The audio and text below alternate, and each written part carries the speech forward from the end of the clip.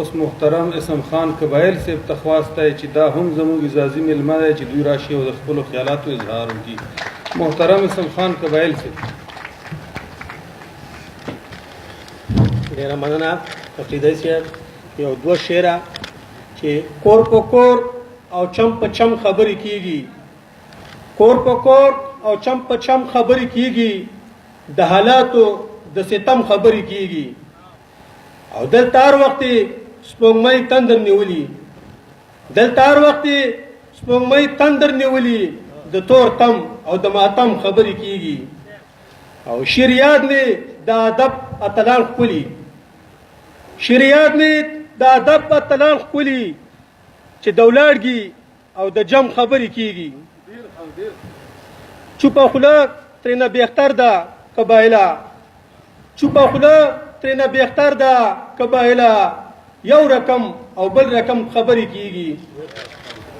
غزل مطلب چې مې دا ستا په لور کاته په مخه، چې مې دا ستا په لور کاته په مخه، اوښکو مې واخیسته لیمه په مخه. او ما به د هر چا نه تپوس کولو، ما به د هر چا نه تپوس کولو، دا ستا د لورې چې راتله په مخه.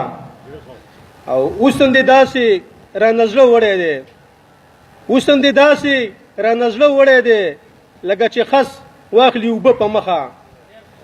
او د وصال شپه وه څومره زر تېره شوه، د وصال شپه وه څومره زر تېره شوه، د سحر ستوري پرېواته په مخه. او که دې په زړه دردونه ډېر راکول، که دې په زړه دردونه ډېر راکول، ما تېرول په چوپه خوله په مخه. او د یار په غم کې مې د خولې نه وځي، د یار په غم کې مې د خولې نه وځي، زیه سویلي ساړه ساړه په مخه.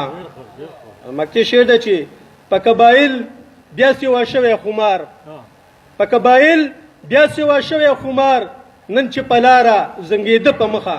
والسلام.